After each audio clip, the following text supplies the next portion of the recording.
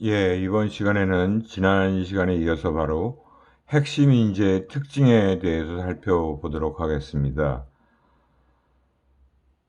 지금 제가 강의 동영상을 찍는 시간이 주로 밤에 이제 제가 강의 동영상을 촬영을 하고 있는데요.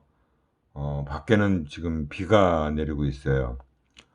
오늘 낮에 굉장히 무더웠는데, 비가 내리니까 좀 시원하네요. 그래서 제가 어, 창문을 좀 열어놓고 빗소리를 좀 들으면서 이 강의 동영상을 지금 촬영하고 있습니다.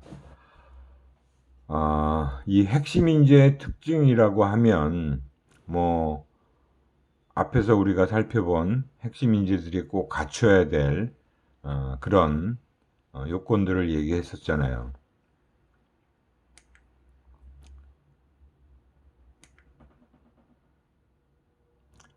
창의적 문제 해결력을 갖춘 인재를 기업이 원하는 이유가 뭔지를 살펴보도록 하겠습니다. 현재의 상황은 과거 구성원들이 일해서 만들어 놓은 결과라고 할 수 있죠. 그래서 미래는 현재와 새로운 인재들의 역량과 일하는 방식에 의해서 결정이 될 수밖에 없기 때문이다라고 보시면 돼요. 우선 몇 가지 차원별로 요구되는 역량을 정리해 놓은 것들입니다. 첫 번째가 기술, 제품의 융복합이 빠르게 이루어지고 있다 하는 그 측면에서 요구되는 역량은 기술의 고도화, 이종 기술의 접목, 서로 다른 기술들을 접목시키는 것이 필요한 역량이라고 보고 있어요. 그 두 번째가 글로벌 경쟁 체제 심화와 관련된 부분이에요.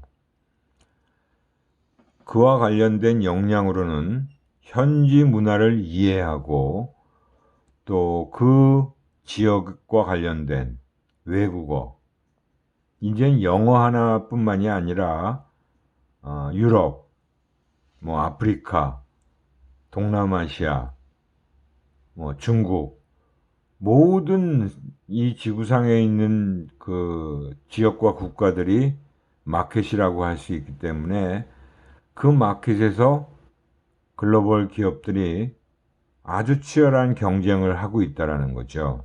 그러기 위해서는 문화를 이해해야 되고 외국어 능력이 있어야 되고 진취적인 특성이 있어야 되고 승부근성과 열정, 문제 해결력을 갖춘 인재가 필요하다라고 보는 것입니다. 세 번째가 마켓 리더로서의 역할을 또 중시하고 있어요. 그와 관련된 역량으로는 특히 이제 후발 업체는 팔로워가 돼야 되고, 그리고 그 시장에서 리더가 되기 위한 벤치마킹 모델이라는 것을 할 수 있는 역량을 갖추고 있어야 된다. 중요한 것은 그 마켓에서 리더가 되기 위한 그런 역할을 할 수 있을 만한 역량을 갖춰야 된다는 거고요. 그리고 지속적인 변화와 혁신 분야가 있어요. 그와 관련된 역량으로 프로세스, 메소드, 시스템, 컬처에 대한 지속적인 혁신을 할 수 있는 역량이 필요하다는 겁니다. 그래서 끊임없이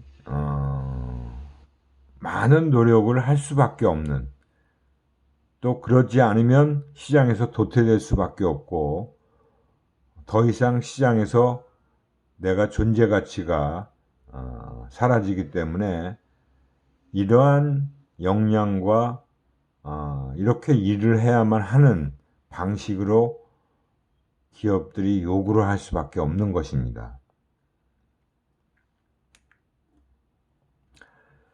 특히 이제 스페셜리스트가 각광받을 수밖에 없는 21세기다라고 얘기를 하고 있는데요. 이런 전문가가 되어야 하는, 되지 않으면 안 되는 이유로 몇 가지를 얘기하고 있습니다.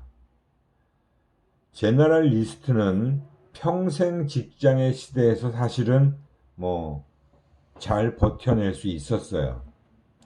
무한 경쟁 시대라고 할 수 있는 이 21세기에는 아무나 할 수 없는 일을 수행할 역량을 갖추고 고객 맞춤형 과제 해결 수행 역량이 있는 스페셜리스트가 더 인정받을 수밖에 없는 시대다라고 할 수 있는 거죠. 그래서 우리가 부단히 노력을 해서 꼭 스페셜리스트가 되어야 된다는 거예요. 그래서 여기서 스페셜리스트라고 하는 것은 무엇이냐? 특정 전문 분야에 정통하고 고객이 안고 있는 문제를 주도적으로 해결할 수 있는 비즈니스 프로페셔널이 돼야 된다는 거죠. 그런 스페셜리스트가 필요한 환경 요인으로는 핵심 인재 확보에 대한 국경 없는 인재 전쟁의 시대라고 지난 시간에도 말씀드렸듯이 이제는 전 세계가 다 인재를 확보해야 되는 그런 지역들이에요. 국경이 없어요. 미국, 중국, 유럽, 아프리카 필요한 인재가 있다면 어디든지 쫓아갑니다. 고용시장의 무한 경쟁 시대에서 생존을 위한 요건을 갖춰야 된다. 아무나 할 수 없는 일을 해낼 수 있는 전문가가 반드시 필요하고 그런 전문가를 선호할 수밖에 없겠죠. 그래서 우리가 스페셜리스트라고 하면 적어도 이런 특성을 보이고 있다는 거죠. 가지고 있어야 된다는 거예요. 그 분야가 무엇이었든 간에 특정 전문 분야에 대해서 정말 정통하다라고 할 수 있는 그런 정도가 돼야 된다. 120%의 성실성을 보인다. 정말 게으름이나 이런 부분이 나타나지 않고 정말 성실하고 꾸준하게 노력을 하고 일을 할 수 있는 그런 자세가 필요하다는 거고요. 또 열정과 성취욕이 큰 사람을 스페셜리스트가 될 수밖에 없고요. 문제 해결 능력이 뛰어나야 되고 지속적인 학습과 자기 개발을 계속 할 수 있는 사람이 바로 스페셜리스트가 갖추고 있는 특성이라고 할 수 있습니다. 그럼 이러한 스페셜리스트가 되기 위해선 어떤 방법이 있겠는가? 어떤 노력을 해야 되는가? 기업 입장에서 보면 핵심 기술의 차별화가 반드시 따라야 되고요. 고객 맞춤형 체계적인 과제 정리 기법이 필요하고 그리고 과제 해결 기술 및 역량을 강화할 수 있어야 된다. 그리고 인적 네트워킹을 확대시켜야 된다. 다양한 인간관계, 다양한 네트워크를 활용할 수밖에 없겠죠. 그리고 멀티플레이어의 역할을 하는 사람이 반드시 필요하다라는 겁니다.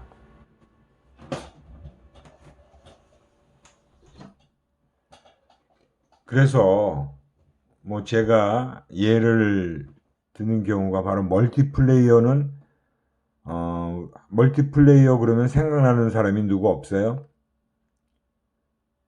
축구 선수 중에 박지성 선수가 있었죠. 지금은 은퇴하고 여러 가지 그 맨체스터 유나이티드의 홍보대사도 하고 있고 또 우리 국내에서는 뭐 축구 스쿨 같은 것도 운영하고, 아무튼 뭐 축구 그 후속 인재를 발굴하기 위해서 열심히 노력하고 있고, 축구에 대한 행정일도 보고 있는 걸로 알고 있는데, 그 박지성 선수가 맨체스터 유나이티드에 들어갈 수 있었던 이유가 바로 이 멀티플레이어의 역할을 할 수 있는 선수이기 때문에 그랬다는 거죠. 어느 포지션에 갖다 놔도 자기 임무를 완벽하게 수행하는 그런 축구 선수였다는 거예요. 그리고 정말 요즘 보면 한 경기를 뛰고 나면 그 한 경기에서 그 선수가 뛰어다닌 거리가 다 측정이 됩니다. 근데 대회 부분의 축구 그 시합, 모든 시합 중에서 보면 박지성 선수는 정말 끊임없이, 그래서 아주 강한 심장을 가지고 있다라는 얘기도 많이 했죠. 그래서 감독의 사랑을 받을 수밖에 없고, 그렇기 때문에 더 출전 기회도 많아지고, 유럽에서 정말 영국에서 뛰어난 활약을 보일 수밖에 없었던 그런 선수였다는 거죠. 그게 바로 멀티플레이어라는 거예요.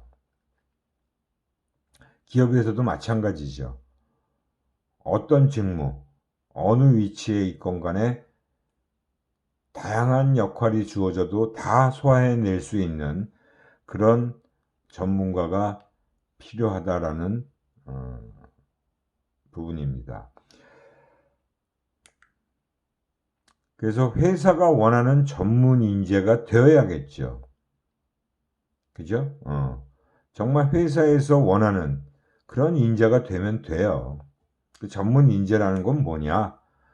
회사의 직무를 수행할 수 있는 지식을 보유하고 관련 경험을 갖추고 있는 사람입니다. 그래서 인재의 요건이라는 것은 뭐 반복되는 얘기일 수 있지만, 이러한 인재의 요건이라는 부분을 자꾸 얘기할 수밖에 없어요. 모든 기업에서 이런 사람을 자꾸 뽑고자 한다는 거죠.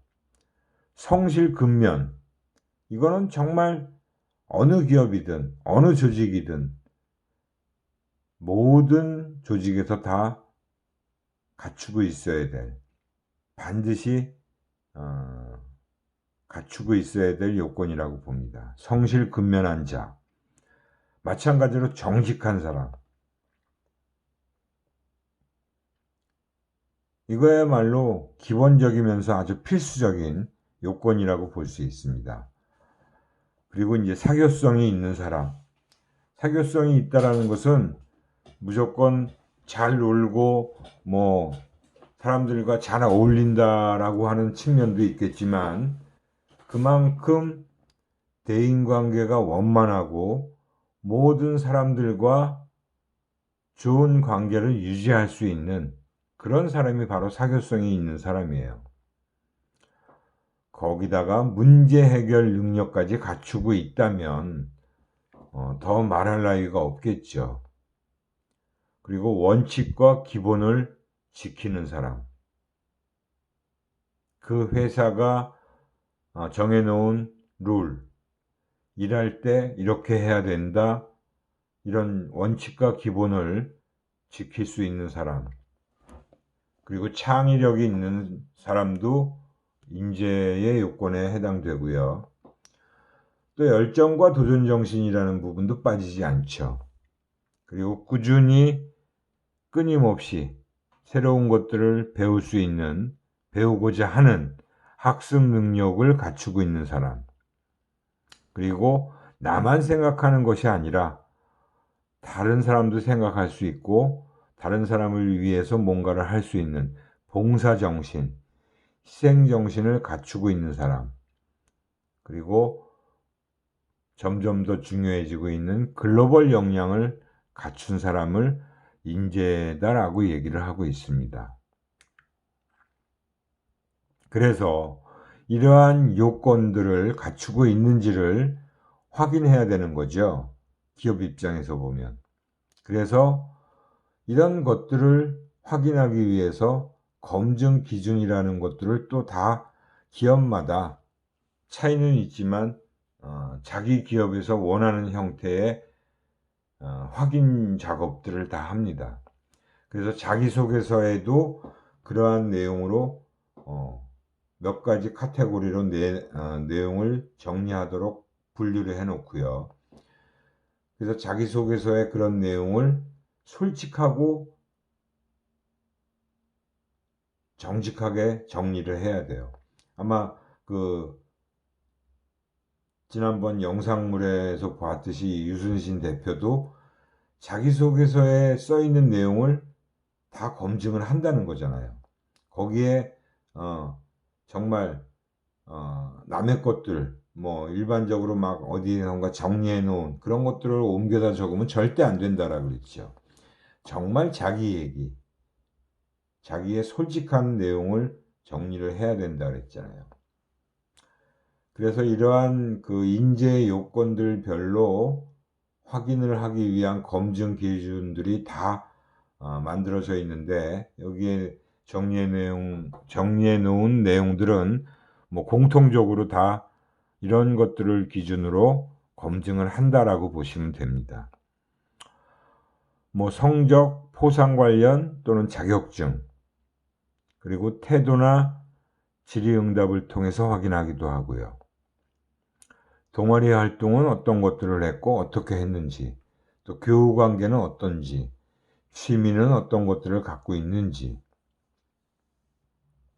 그리고 대학 재학 중에 어떤 프로젝트 또는 어떤 공모전, 뭐 어떤 팀워크 활동, 그런 것들에서의 경험을 또 확인하기도 하고, 가치관을 또 물어보는 경우도 있고, 그것들은 또 자기소개서에 또 다 정리가 되어 있겠죠.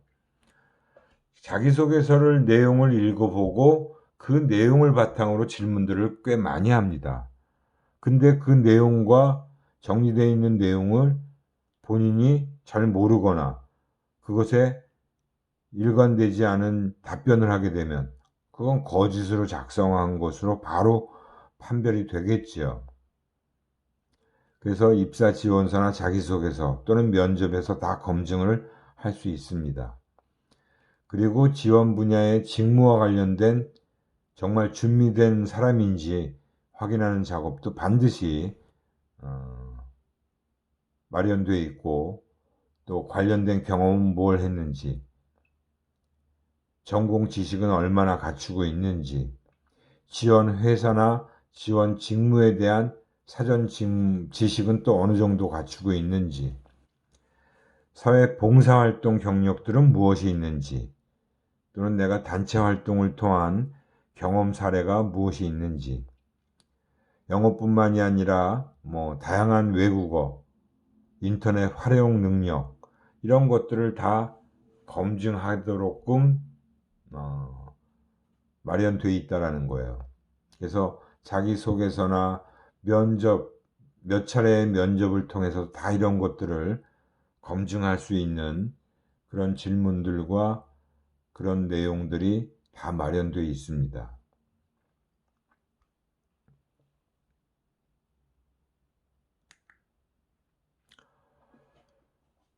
그 직종이나 그 기업과 관련된 구직 준비 사항의 연계성이라고 하는 부분은 직종과 회사에 따라서 요구되는 역량은 다 다르다고 제가 말씀을 드렸죠.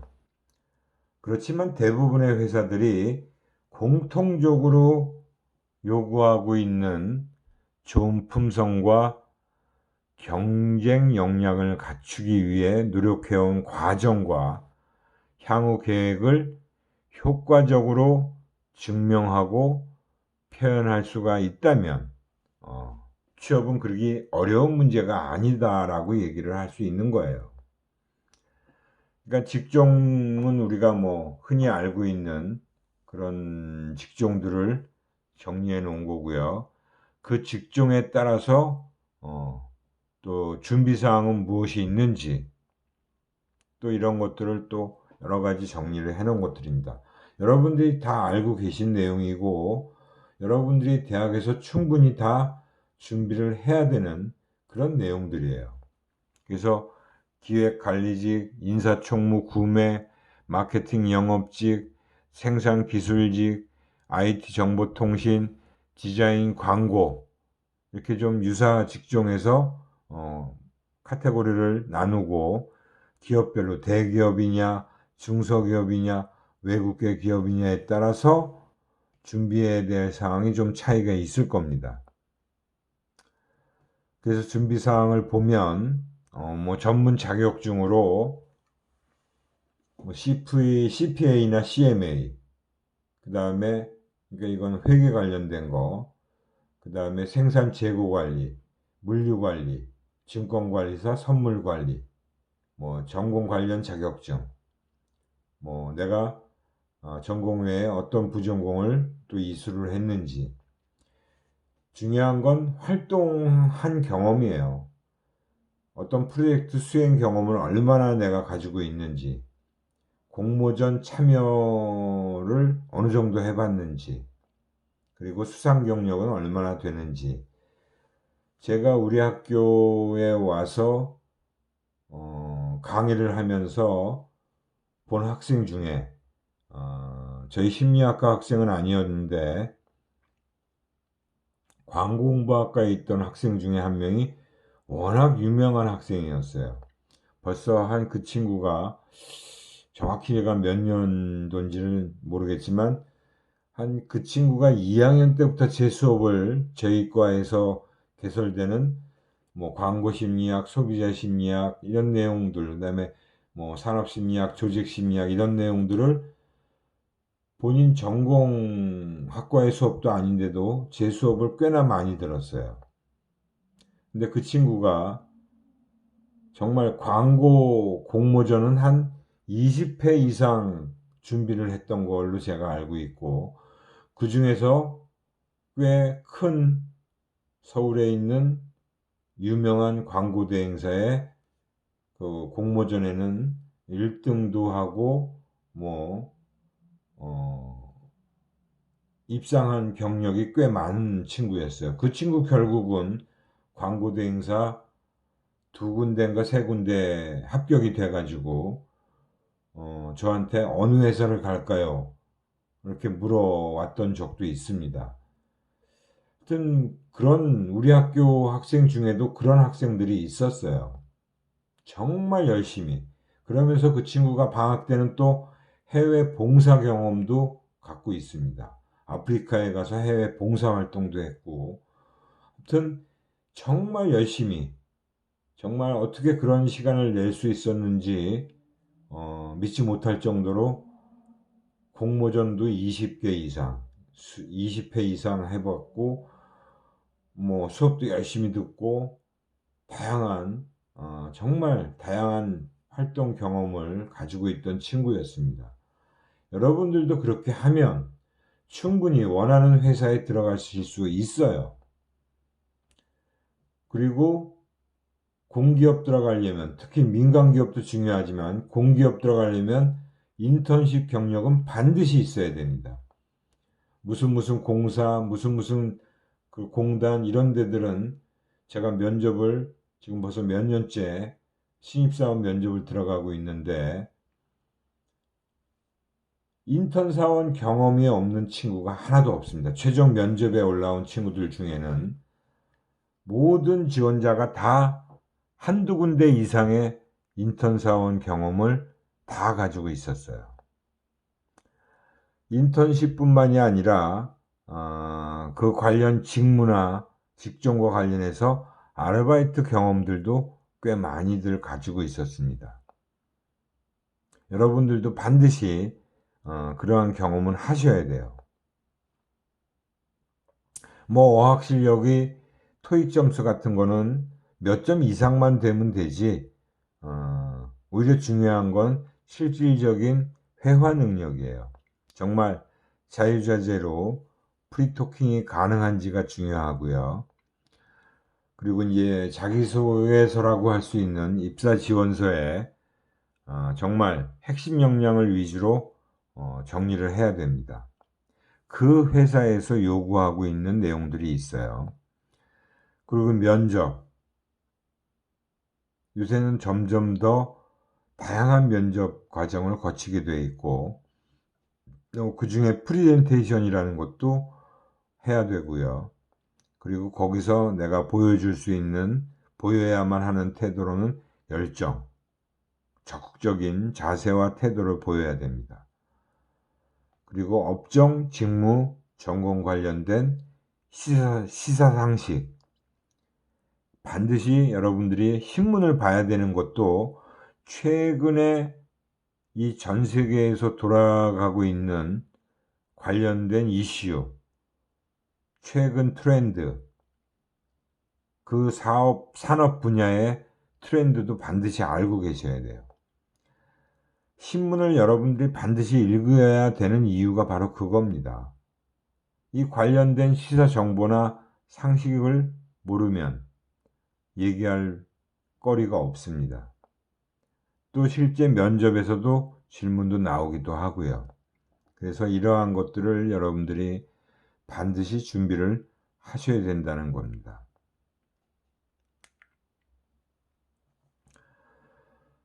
자기 분석과 미래상의 설계 사례라고 되어 있는데, 자기 분석을 통해서 인재상을 형성시켜 놔야 된다는 거죠.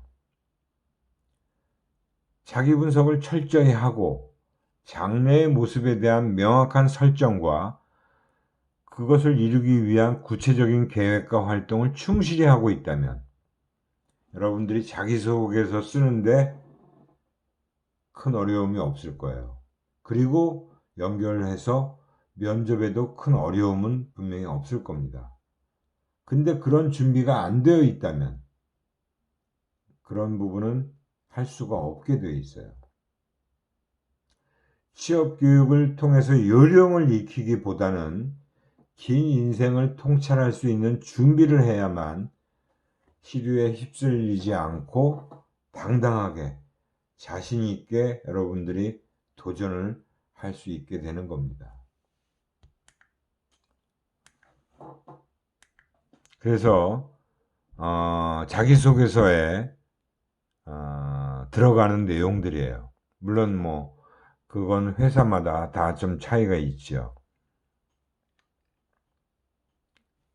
그래서 예전에 많이 나왔던 것들은 요즘에 많이 바뀌어서 특히 요즘에 이제 블라인드를 많은 기업들도 하고 공기업들은 반드시 블라인드 채용을 하고 있기 때문에 민간 기업들도 요즘은 블라인드가 많이 도입이 되고 있다라고 합니다. 그렇기 때문에 철저하게 자기에 관련된 얘기만 써야 돼요. 어느 학교 나오고 뭐 무슨 과 나오고 학점이 얼마고 이런 거는 별로 중요하지가 않아요. 그런 거는 또 다 쓰지 않게 돼 있어요. 그러니까 정말 자신의 얘기, 자기 성격의 장단점, 그런 것도 실제 면접에서 물어보기도 합니다. 자기는, 그 지원자는 뭐 본인의 성격의 강점과 약점을 대표적인 거 한두 가지만 얘기해 보세요. 그럼 자기 성격에 대해서 얘기를 해야 돼요. 아주 기본적인 내용이죠, 사실은. 그렇기 때문에 여러분들이 자기 분석이라는 것을 얼마나 철저히 해야 되는지, 준비를 철저히 해야 되는 건지, 명심을 해야 됩니다. 직무 지원 동기 반드시 면접에서 꼭 물어보는 질문 중에 하나예요. 그리고 그 기관에, 그 조직에, 그 기업에 왜 지원했는지 그것도 반드시 물어보는 경우가 거의 7, 80%입니다. 존경하는 인물이 있다면 뭐 이런 질문도 면접위원회에 따라서는 또 하는 분들이 있어요. 그리고 인물이 누군데 그 사람을 정말 왜 존경하는지 구체적인 이유가 분명히 있어야 돼요. 그냥 막연하게 뭐 존경하는 인물이 누구냐? 뭐 자기 아버지라고 얘기하는 경우도 있고 또 인물 중에서 얘기하는 사람도 있어요. 하지만 그 인물을 존경하는 이유가 뭔지가 중요한 거지 인물이 누군지는 중요하지가 않아요.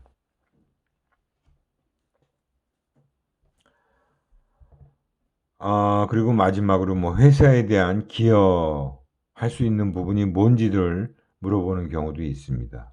아무튼 이것들을 준비하기 위해서 우선 자기 분석이 철저하게 이루어져야 되고 그 자기 분석을 바탕으로 해서 모든 그 요구 역량과 연결을 시킬 수 있어야 된다. 라고 하는 점을 여러분들이 잘 생각을 하셔야 된다는 거예요.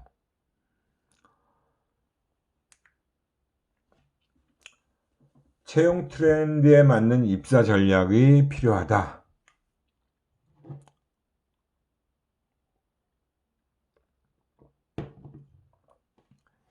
열정과 실용 능력을 겸비하고 기업 맞춤형 인재로서의 준비를 해야 된다라고 얘기를 하고 있고요.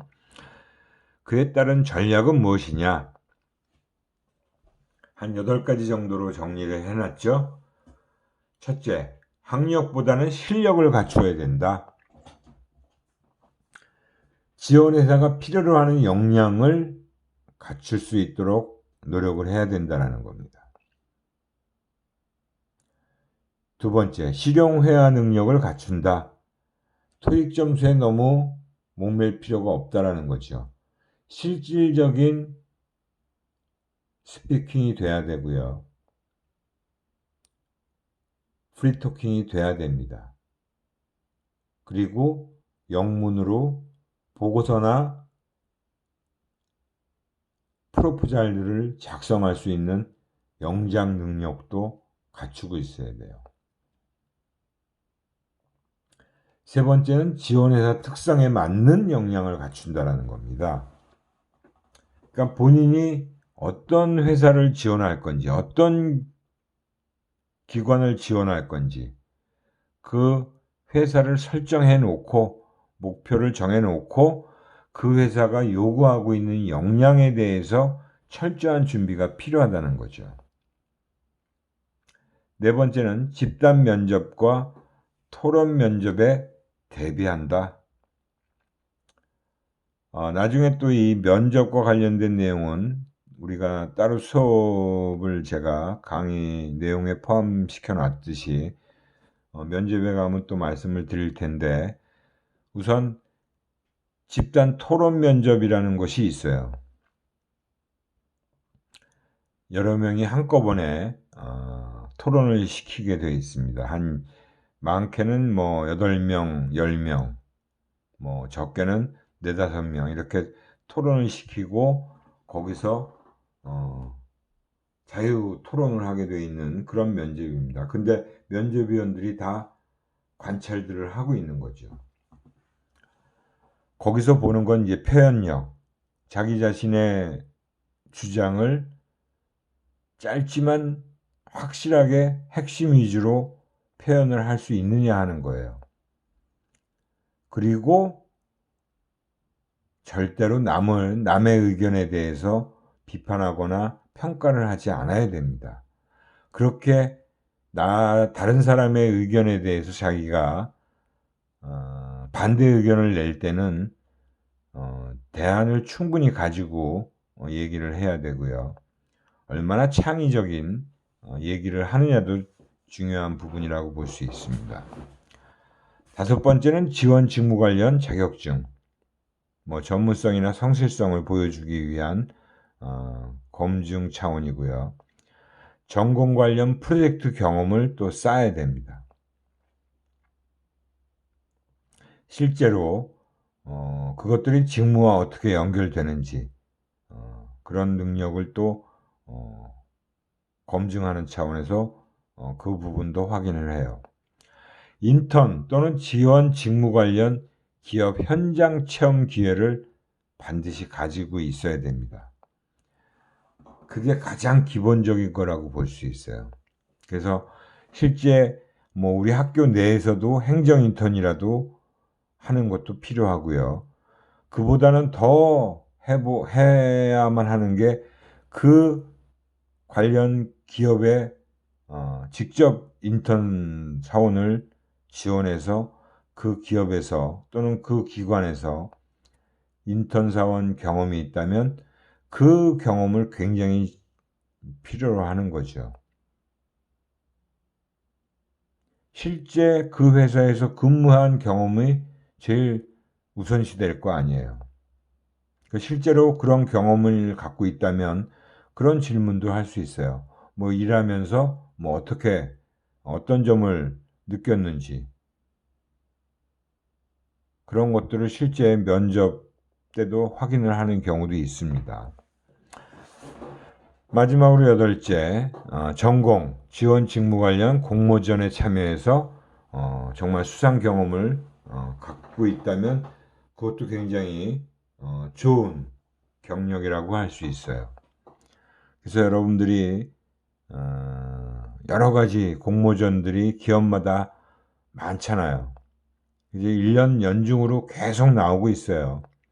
뭐 우리가 잘 알고 있는 KTNG, 뭐 예전엔 담배 인상공사라 했지만 지금 KTNG라고 그러죠.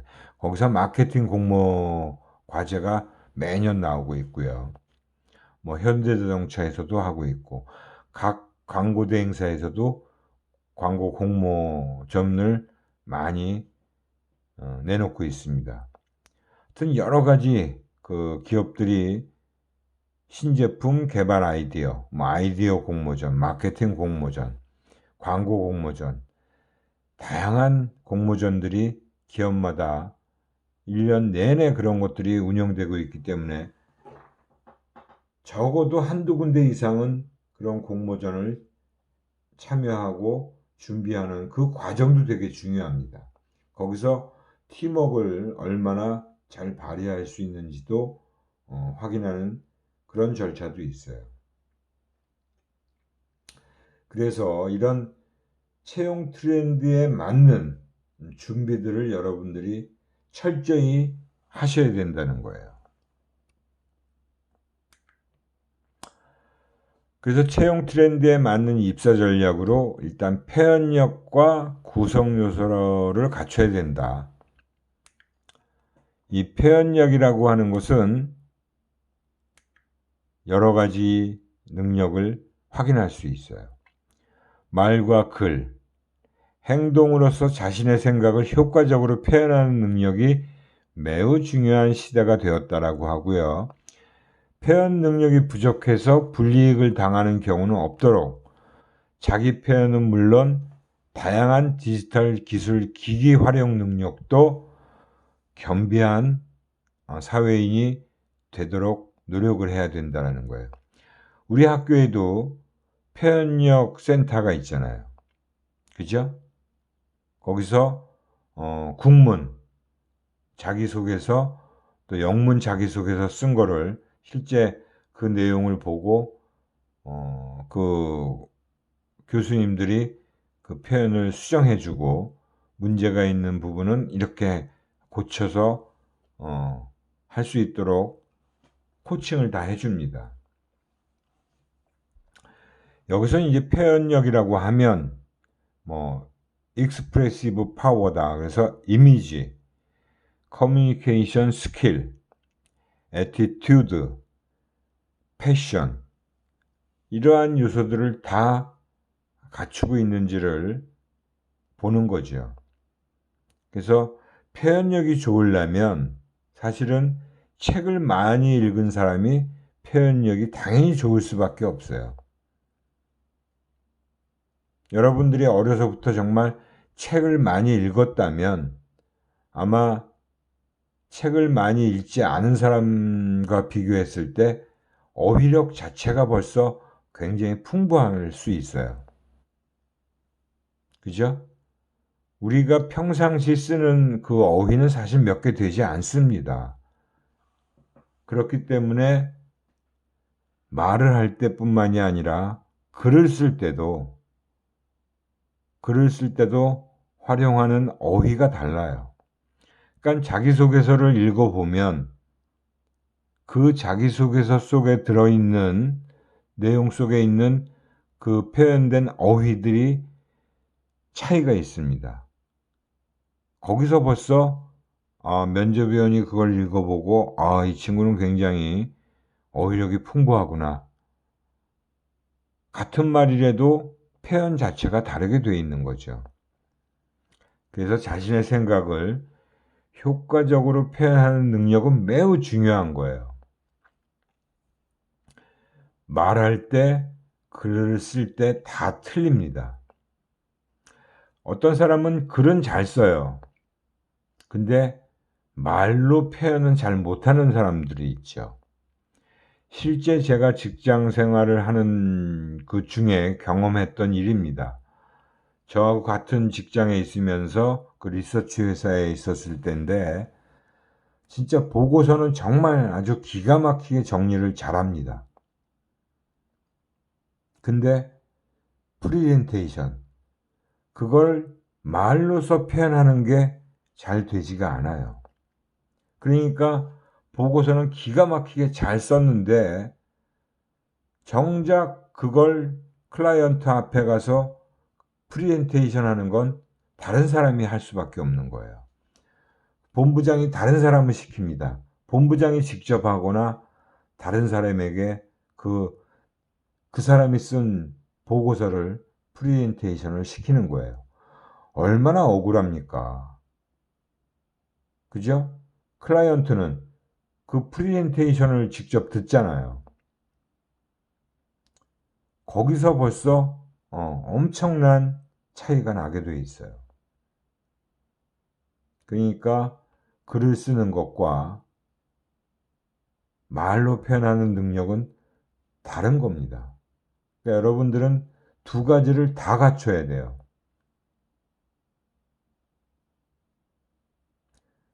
커뮤니케이션 스킬도 마찬가지예요. 다른 사람과 말을 할 때 말하는 것뿐만이 아니라 다른 사람의 말을 또 잘 경청하는 것도 굉장히 중요한 겁니다. 그래서 그 사람이 쓴 글이나 말을 들으면 그 사람의 이미지가 연결이 돼요.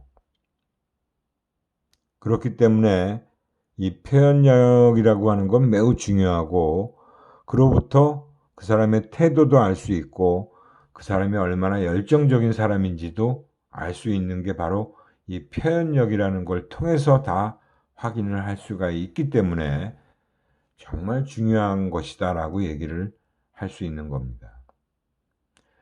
우리 학교에 이런 표현력 센터가 있는 것도 여러분들이 모르고 있는 분들도 있을 거예요.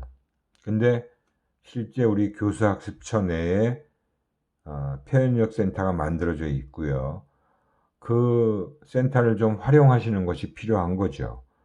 자기가 준비를 해서 거기에 가면 그런 것들을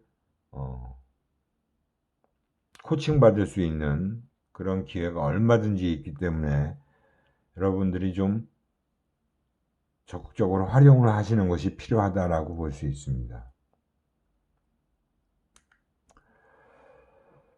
성공적인 직장 생활을 위한 직장인의 직업의식, 이거 직업의식이라고 해서 직장에 들어가면 이런 마인드와 이런 역량을 갖추고 있어야 된다라는 거예요.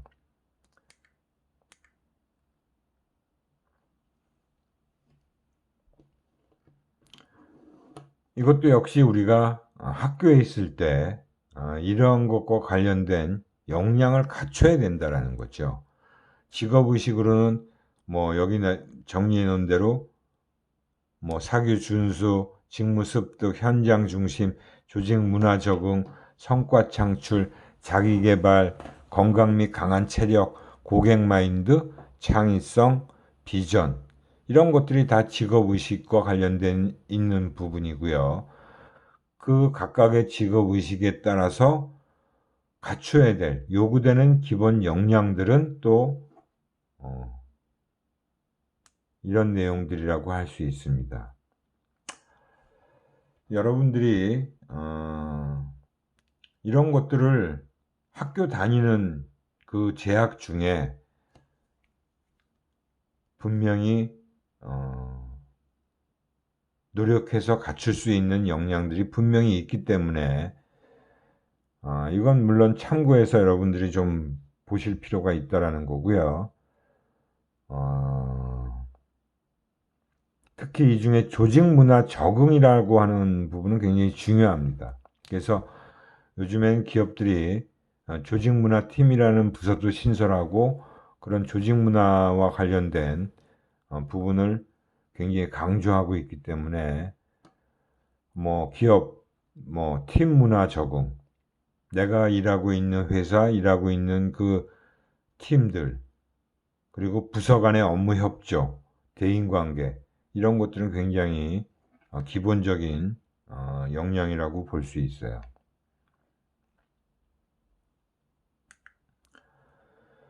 21세기 글로벌 경제 시대가 요구하는 인재상과 자기 관리입니다. 21세기 인재상은 앞에서도 계속적으로 나왔던 부분이라 지금 또 얘기할 필요는 없겠죠. 근데 거기서 필요한 건 이제 자기 관리 전략이죠. 자기 관리 전략이 중요한 거죠. 역시 자기 분석이 철저하게 이루어지고 그 결과에 따라서 나의 장단점을 분석하고 나의 강점을 극대화하고 나의 단점은 최소화하는 겁니다. 그리고 역량 개발 방법들을 구체화할 필요가 있습니다. 어떤 역량을 어떤 방법을 통해서 내가 향상시킬 건지도 확실하게 정리를 해놔야 되는 거죠. 그리고 어떤 책을 읽고 또 어떤 학원을 다닐 거며 어떤 동아리 활동을 할 건지 시간 관리는 어떻게 할 건지 그런 내용들을 자기관리 전략에서 철저하게 준비를 하셔야 됩니다. 스케줄표, 주간 단위, 월간 단위 성과 평가를 할 수 있도록 목표 관리를 철저히 해야 되고요. 필요하면 전문가에게 도움을 받을 수 있습니다. 지금 우리 학교 취업지원센터나 그런 교수학습처에서 만들어 놓은 그 교수학습, 우리 지금 그 홈페이지, 지금 이 수업을 듣는 것도 그 교수학습 개발센터에서 받고 있잖아요. 거기서 학생들이 필요로 하는 학습 역량 그런 것들도 다 준비해 놓은 것들이 꽤 많이 있어요. 거기서 만들어 놓은 프로그램, 거기서 또 준비해 놓은 특강 이런 것들을 열심히만 찾아다니시면 여러분들이 들을 수 있고 체험할 수 있는 프로그램들이 꽤 많습니다. 근데 여러분들이 너무들 관심이 없는 것 같아요.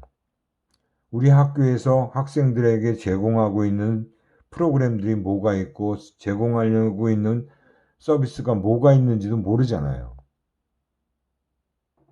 그게 다 학생들에게 제공할 수 있도록 준비해 놓은 프로그램들인데 우리 학교에서 지금 12년간이나 에이스 프로그램을 운영해 왔어요.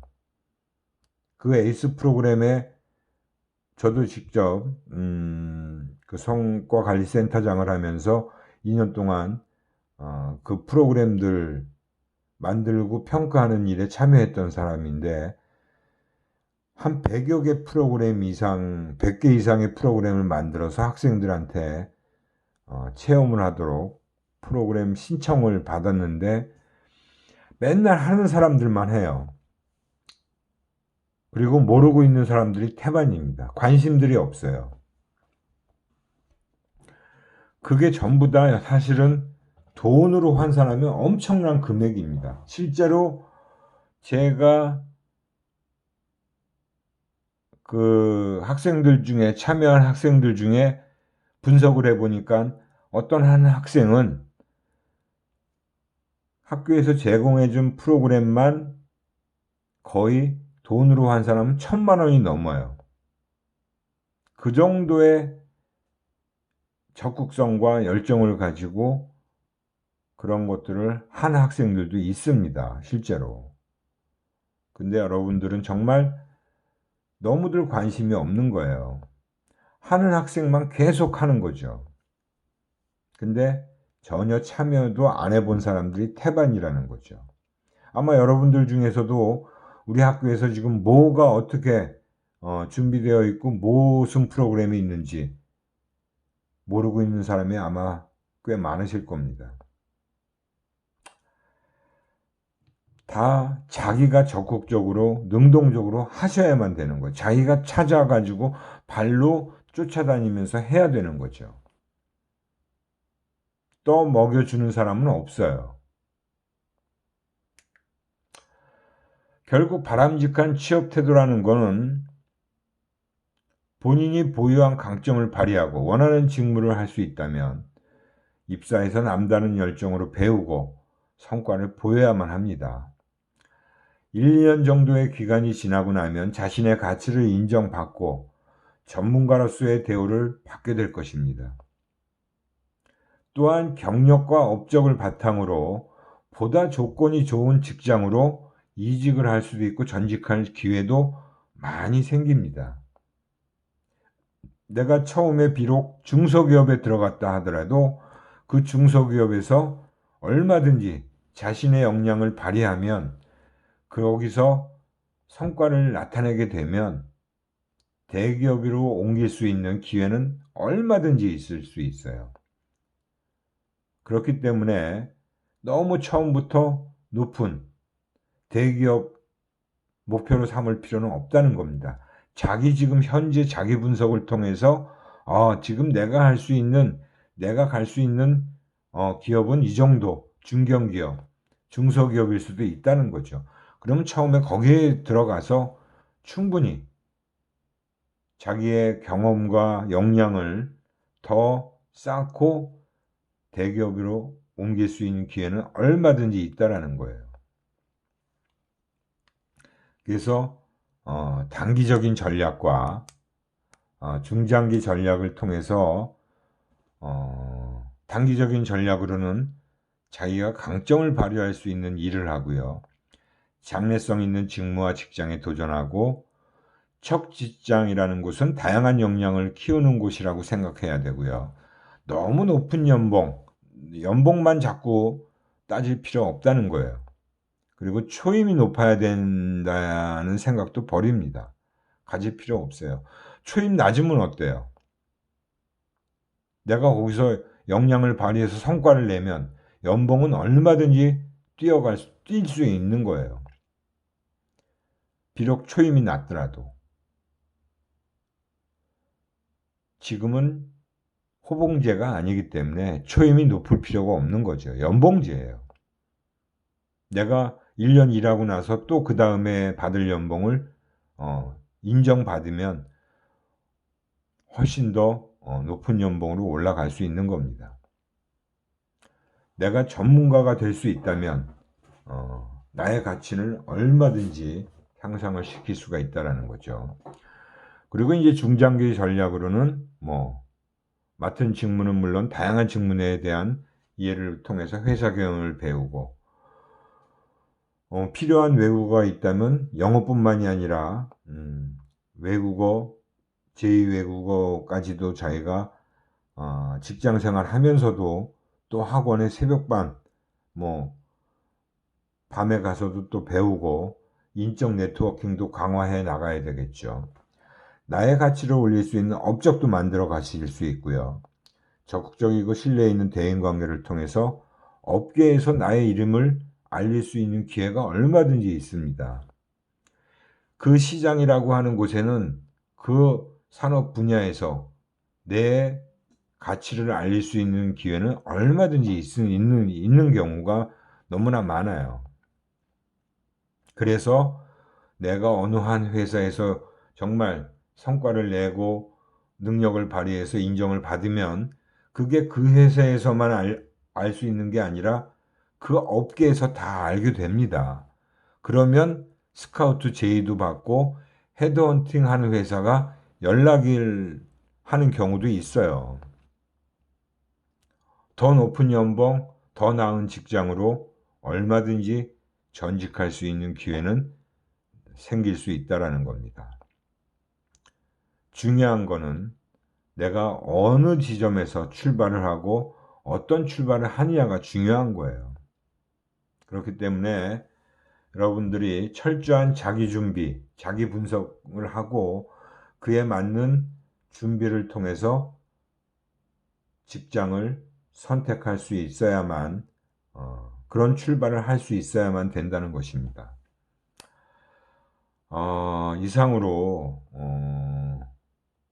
이런 그 인재상에 관련된 얘기를 통해서 입사 전략까지 쭉 살펴봤습니다. 관련 질문이 있으시면 또 질문 코너에 질문을 해주시면 되고요.